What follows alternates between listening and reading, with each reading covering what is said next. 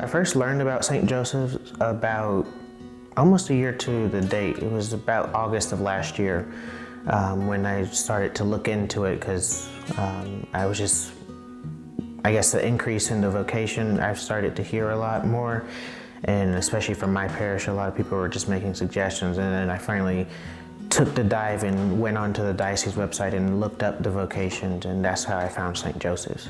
I hadn't even told my mom that I was, I guess, inquiring about this, and it had been a few weeks, in my grandmother too, a few weeks that I didn't tell them that I was just looking this information up, and I was at first kind of nervous to tell them, but at the same time, I knew they would support me in either way, even if I went into the seminary or not.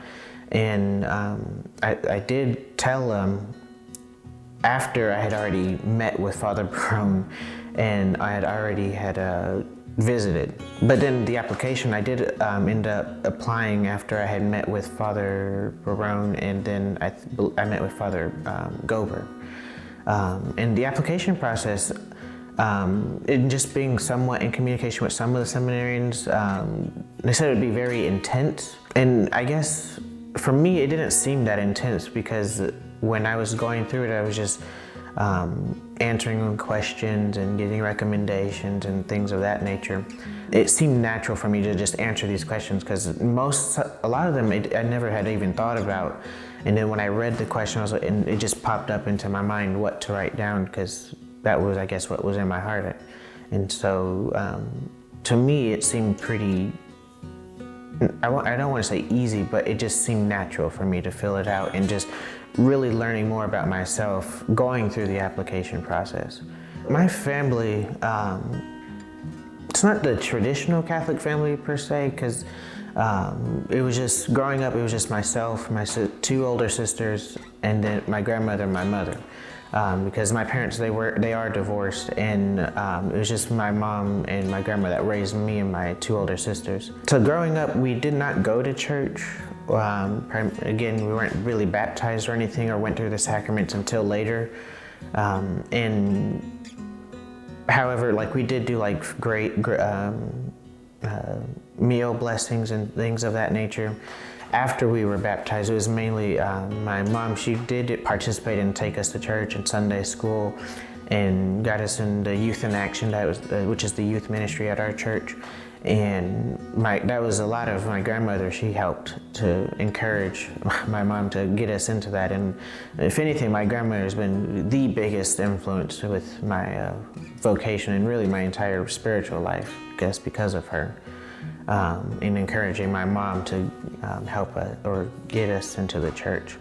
My prayer life has increased significantly since I've been into the seminary, because it has started to grow a lot, like exponentially, I would believe, since I started inquiring about the seminaries. At least before even inquiring about the seminary, I used to just be going to church on Saturday and Sunday because I would be helping a lot at the church, and that was all you would see me. And then after inquiring, I started to do I went to RCIA just to keep up with and learn more about our faith.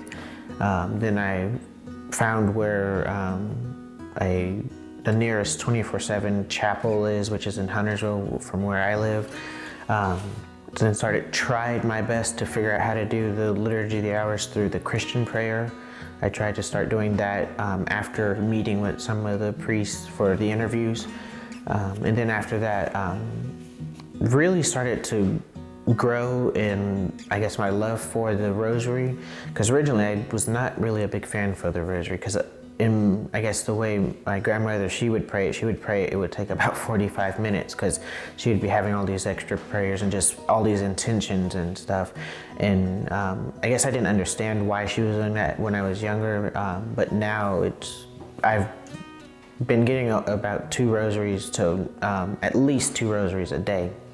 And so my prayer life has increased significantly, and it's just amazing that on this campus alone we have over 6 just tabernacles with our Lord present. And if for some reason I don't want to be in our house with our Lord, I can go to the St. Anne's Chapel or just come to the one of the other houses that we have on campus. So that's just something that has been really, really helpful in increasing and encouraging us to go and pray more.